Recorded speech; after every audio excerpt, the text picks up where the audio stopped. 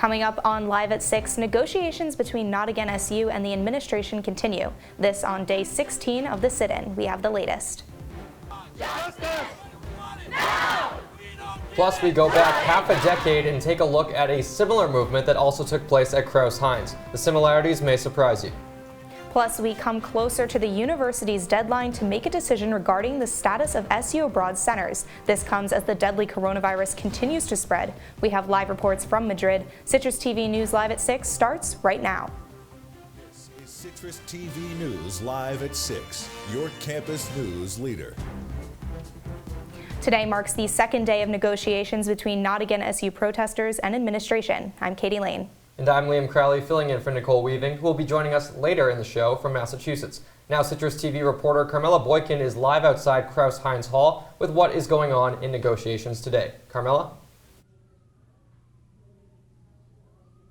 Thanks, guys. I'm live inside Crouse-Hinds Hall right now, where administration and protesters have been negotiating since 4 p.m. this afternoon. Now, currently, both protesters and administration are on a lunch break, but earlier today, the protest meeting has been live streamed on Syracuse.edu. And now, inside of the meeting, Chief Bobby Maldonado and DPS officers were notably not in attendance.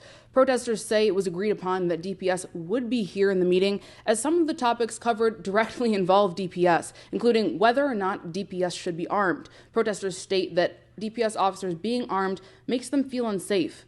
Some other information covered in the meeting today include housing priority, specifically in terms to disability housing priority.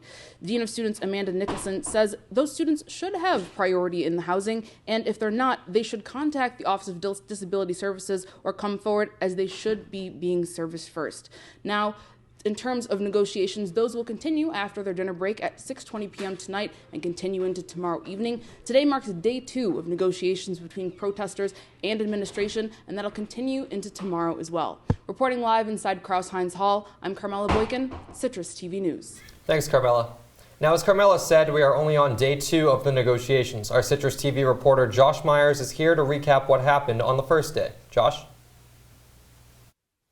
Thanks, guys. The first negotiation between Not Again SU and SU administration kicked off last night in room 120 at Crouse-Hinds Hall. Not Again SU says that 15 organizers, 3 faculty members, 2 parents, and their legal counsel attended the meeting. At least 8 SU administrators were in attendance. About 30 minutes in, Assistant Provost Amanda Nicholson apologized for how students were treated during the protests. Some topics that were discussed include changes to the multicultural learning community application process, the Chancellor's response to calls for resignations of senior administrators, the tuition freeze demand, and whether or not SU can disclose the identities of those who committed bias incidents. The discussion last night was audio recorded. We have some of that recording for you now. I was one of the people responsible, and so was other senior leadership who all directly report to the Chancellor. We're sorry, we messed it up, we humbly apologize, we need to do better. We really wanted to make sure that people didn't sign up for this LLC just to get Ernie Davis. For first-year students, we want to try to expand at least one more floor for 2020 first-year students. I don't intend to walk away from my responsibilities as Chancellor, and particularly the responsibility to make this a university that models inclusion for all students. And I do not think termination or resignation of senior leaders, including those identified, would be in the best interest of the university at this point.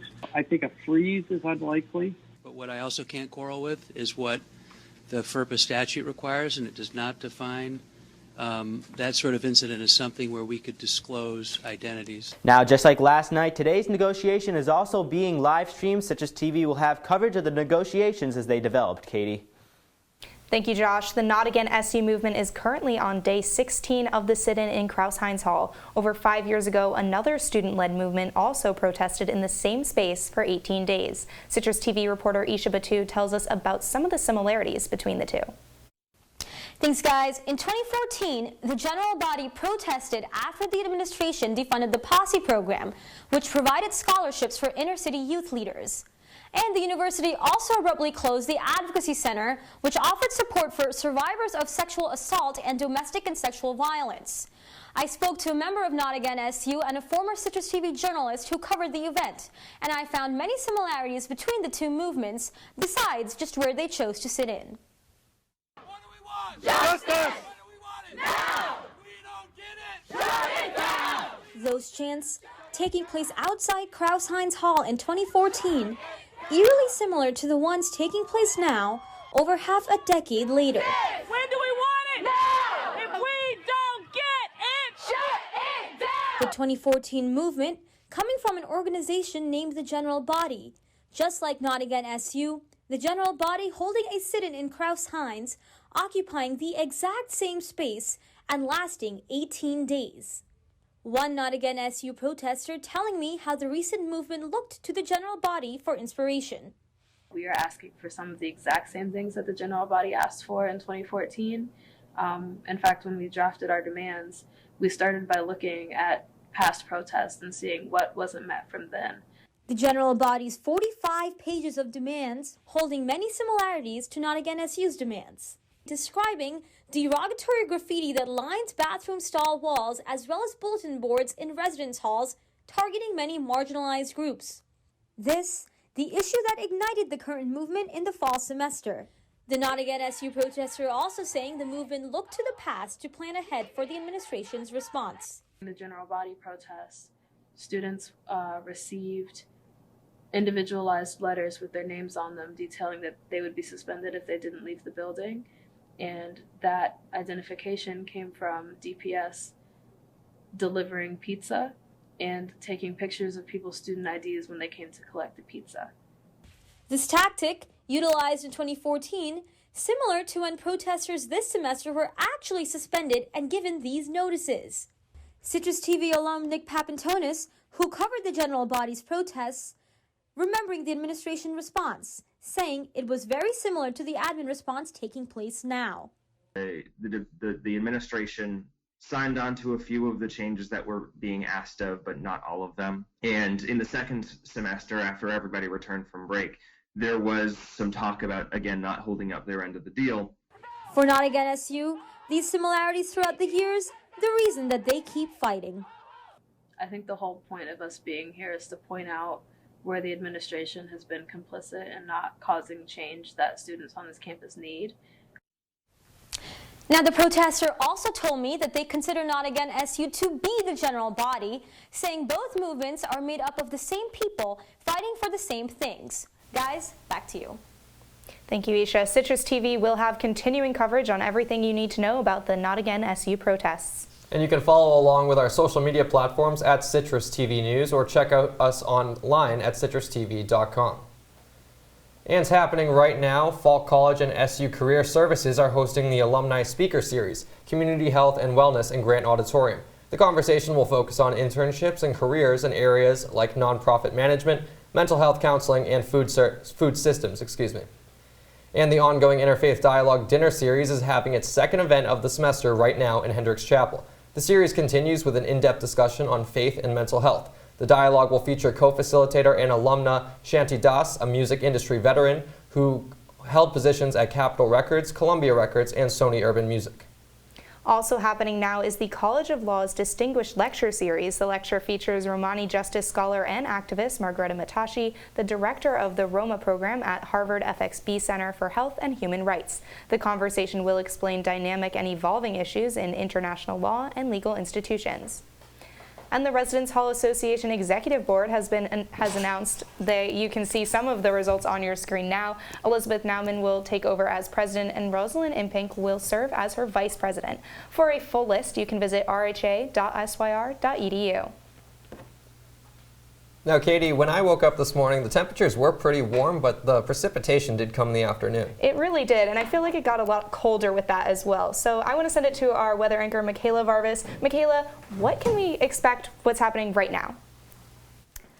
Right now, it is actually a bit warmer than it was even earlier. It's about 50 degrees outside with some on and off rain showers throughout the entire afternoon. This morning we woke up, it was a little bit colder than it is right now, and we had some fog. We had some sun in noon, and then some rain showers in the afternoon, so I'd suggest keep your umbrellas handy. Back to you guys. Thank you, Michaela. Coming up, updates on the status of SU Abroad Centers as we come closer to the university's 24-hour deadline. Our foreign correspondent Greg Bradbury is live in Madrid with more on how SU Abroad students may be going home. And an update on the coronavirus spread here in New York State. A second case is in the area. We'll have more on the illness when we get back.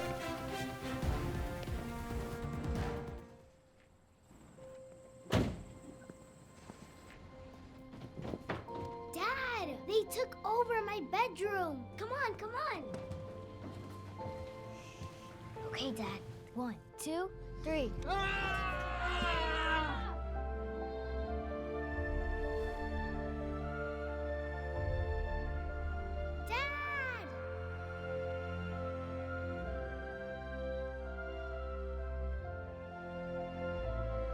You saved me. Dad? Are you okay? I'm fine, dear.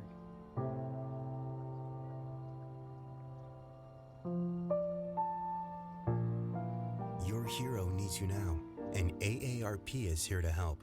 Find the care guides you need at aarp.org/caregiving. Leaving hot coals improperly extinguished can cause a wildfire. Hey guys, it's Smokey! It looks as if Smokey is going to use the drown, stir, drown, and feel technique. After the first drown, a good stir. Next, another drink. And finally, a close feel. Is it cool? Okay. Yeah. Hey, Smokey, catch! Oh, my bad, Smokey. Only you can prevent wildfires.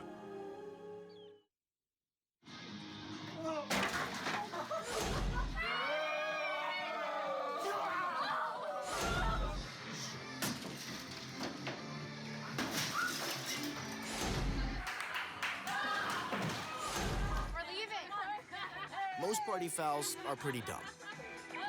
But if you decide to drink and drive underage, you could lose your license and your freedom. Underage drinking and driving. The ultimate party foul. If you see news happening on campus, in Syracuse, or across the nation, call the CitrusTV newsroom, 315-443-1177, or tweet at CitrusTV News, your campus news leader.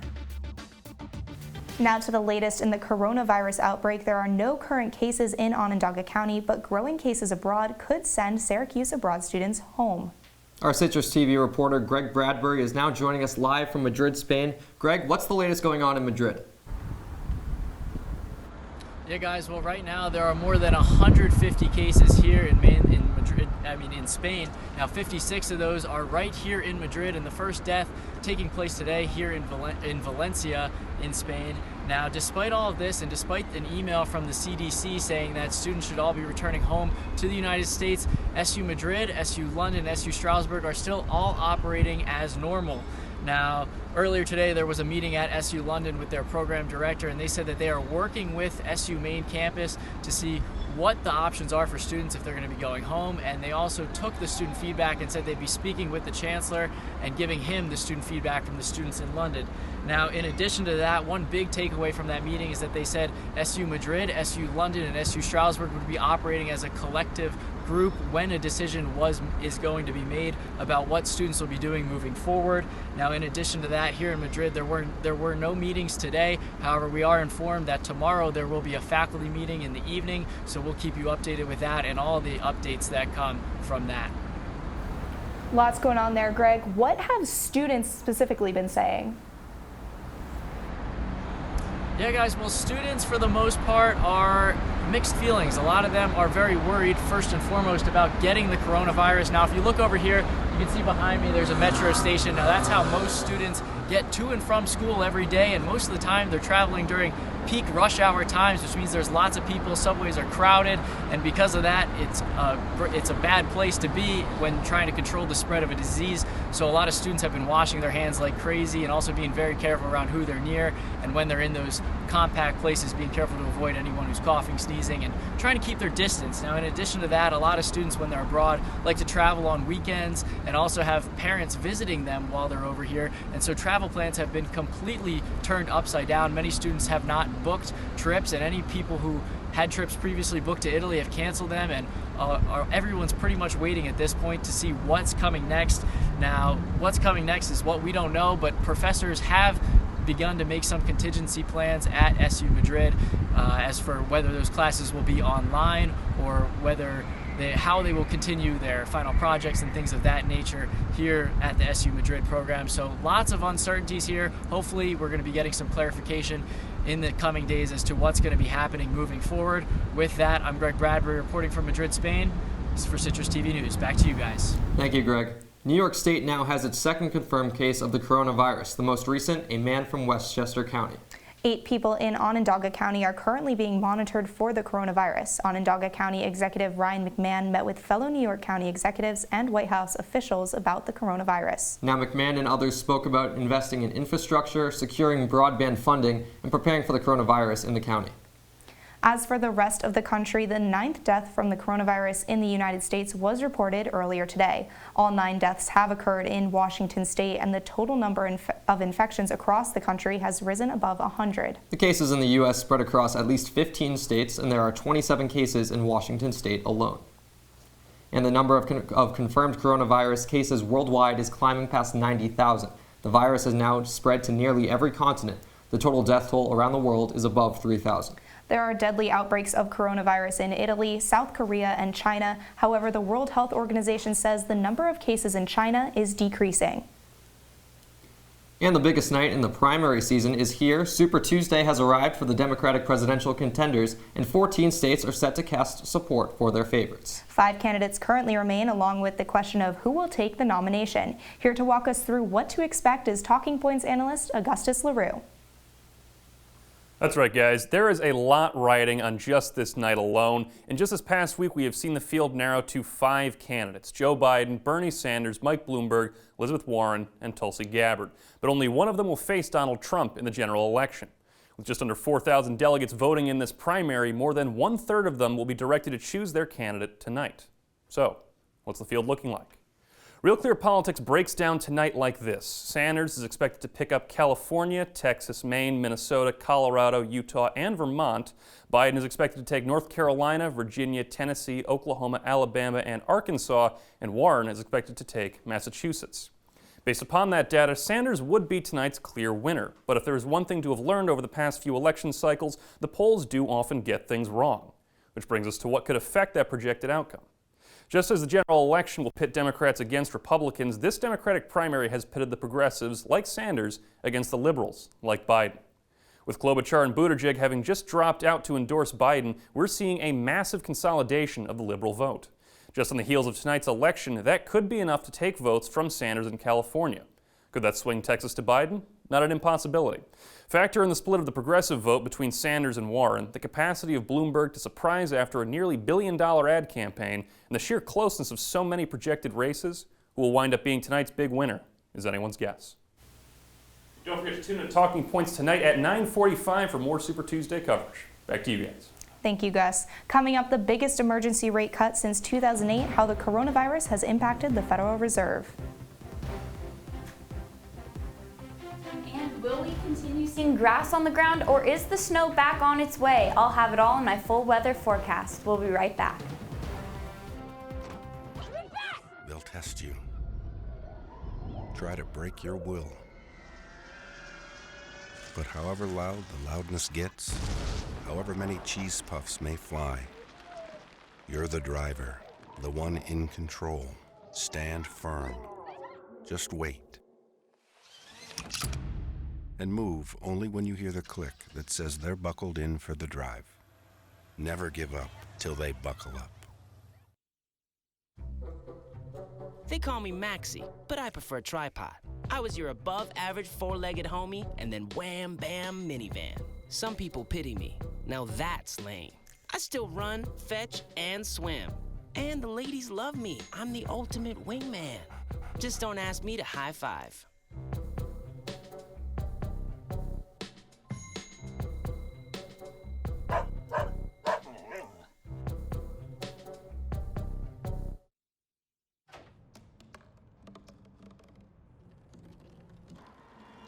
Everybody has a dream.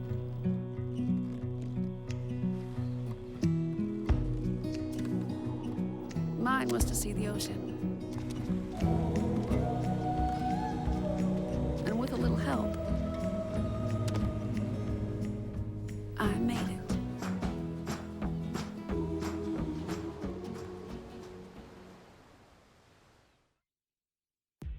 from the Citrus TV Weather Center. This is SU's most accurate weather forecast. Here are some current temperatures in central New York. These are very warm compared to past years. We see all in the high 40s and even Syracuse with 50 degrees and Elmira and Binghamton. Tonight we will be seeing a drop though. We'll drop down to about 40 degrees, expecting some rain and some snow in the early morning around 3 a.m. And looking forward to Wednesday, we are seeing uniform temperatures throughout the entire day with not much variation, starting the day off at 37 degrees, ending the day with 39 degrees. And there are some rain showers expected in the afternoon, and that rain will turn into snow later in the night. And here, taking a look at our 5-day forecast, we can see some higher temperatures in the beginning of the week with some precipitation on Tuesday and Wednesday, mixes of snow and rain. And same with on Friday, we see a little bit of snow and not much accumulation. Thursday, we do see some warmer temperatures and it's partly cloudy, showing us some sun. And Saturday is going to be mostly sunny, so we should enjoy that sunshine while it's here. Thank you, Michaela. The Federal Reserve cut interest rates by about 0.5 percentage point in an effort to revitalize the U.S. economy amidst the growing concerns about the coronavirus outbreak. This is the biggest emergency rate cut since 2008. President Donald Trump supported the rate cut on Twitter, but says the Fed needs to cut the rates even more. Jonah, what's going on in sports? Well, Liam, coming up, we've got a basketball game tonight. Syracuse out in Chestnut Hill to face Boston College. The penultimate game of the regular season. We'll have you covered. Everything you need to know about tonight's matchup next. Back in 2 minutes.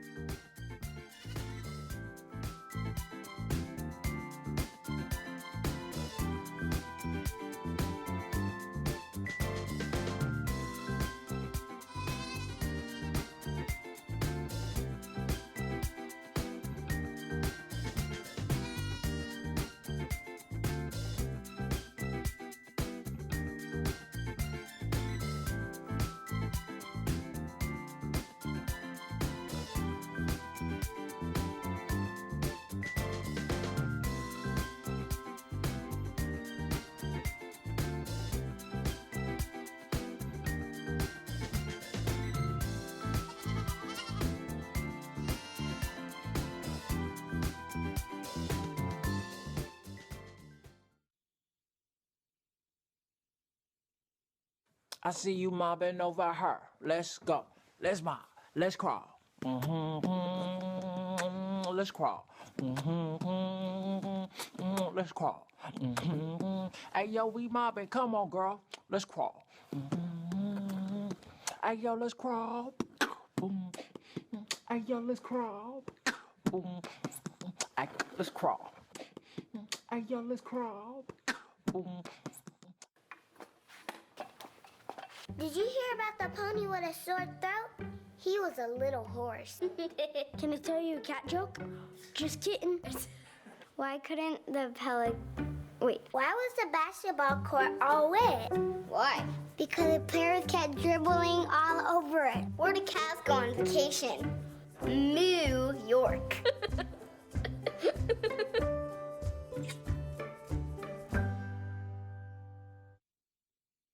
And now, your Citrus TV Sports Report. Syracuse men's basketball has been teetering the line of bubble talk for the NCAA tournament for quite some time now. But the latest loss to UNC in just 2 games remaining in the regular season, that conversation has turned into more of a pipe dream. Welcome back, I'm Jonah Karp. Tonight, the Orange look to get back in the win column against Boston College, and to help us break down tonight's matchup, we welcome in our Citrus TV reporter out in Chestnut Hill, Nicole Weaving. Nicole, second time this season these two teams are meeting. The first game went to Syracuse by a 26-point margin. So what went well for the Orange back in January? It was all about the first half in that first meeting between the Orange and the Eagles. Nobody really got anything going offensively in the first 8 minutes, but then the Orange, they turned it on from deep, outscoring the Eagles 38-13 in the first half, and that allowed them to coast to victory after the second half was much more even-keeled between both teams. Buddy Boeheim, the one that led the team in that matchup with 22 points, and Syracuse shooting an even as fitting 44% from the field. That's an area that they're going to need to let it fly and execute on tonight if they want to take down Boston College once again. In that first game, Nicole, one of the main reasons why it would appear to be this team is on the outside looking in of the NCAA tournament is because of the lack of consistency this season, more notably the lack of production from the big men. But the last two games, Bourama Sidibe has actually been great. How does he match up against Boston College, Nicole? Bourama Sidibe has been absolutely electric as of recent. He's averaging a double-double over the past 3 games, coming off of a 17-point, 15-rebound performance against the Tar Heels, and that's even something Coach Boeheim recognized of how he's come into his own as of late. And tonight he has another opportunity to thrive, as this is an Eagles team that is the worst rebounding team in the ACC. Plus, they'll be missing Nick Popovich tonight with injury, who would have been the only player to really get Bourama Sidibe into foul trouble. So look for him to step up for the Orange once again. Nicole Weaving, our men's basketball reporter out in Chestnut Hill. Nicole, thanks so much. Syracuse and Boston College tip off at 7 o'clock. Follow along at Nikki_Weaves on Twitter for live updates throughout the game. And check out Orange Press Pass for a full recap of the contest at 11 o'clock tonight. This game coming on the heels of a loss to North Carolina back on Saturday. And though it might seem like that loss eradicated all NCAA tournament hopes, the Syracuse players continue to look ahead. We just got to take everything one day at a time still. We know what we're capable of doing, we know we can do, so we just got to take everything, we got to take a breath, and take one day at a time, and that will do it. I think you can change your approach because the regular season is almost over. We just got to make sure we think about next game and do what coach asks everyone to do, and go to Boston and try to do the right thing. After tonight's game, the Orange head back on the road to wrap up the regular season. They'll face Miami down in the Sunshine State on Saturday. In other Syracuse sports, Emily Harrischuk has been named National Offensive Player of the Week. The senior is the country's leading scorer with 39 points this season. She also racked up Conference Player of the Week honors for the second time this year. This past week, she netted 8 goals, posted 9 points in 2 games. And as of today, Harrischuk finds herself 7th in program history in career points. That'll do for sports. Final look at weather when we return. Don't go anywhere. Well, Thomas, you've got pre-diabetes. But with more exercise and a change in diet, it can be reversed. I've tried exercising. It just makes me hungry for bacon. I love bacon, too. And who really likes to exercise? Not me. Me neither. Nobody. So we're good? What? Oh, you still have pre-diabetes. Big time. Come on, it's not that hard. My big man fingers are having a problem with these little tiny buttons. Whoa, watch it there. Your blood pressure's gonna go through the roof. Tell me about it. I'm trying to learn how to get it down. Instead, it keeps going up. High blood pressure can increase the risk for heart attack or stroke. Learn how to keep yours at a healthy range. Ever hear a voice command? Just say text barbershop to 97779. That's not what I said. Just give me that. Now my blood pressure's up. Michaela, what temperature will it be when I wake up tomorrow morning? Tomorrow it's going to be about 37 degrees when you wake up with some scattered snow and rain showers. All right, thank you so much, Michaela Varvis. That's all the time we have for you on Citrus TV News. Make sure to stick with us on our continuing coverage on the Not Again SU protests. You can follow us on our social media and on our website. And stay tuned for our Talking Points Super Tuesday special tonight at 9:45. I'm Liam Crowley. And I'm Katie Lane. Have a great night, Syracuse.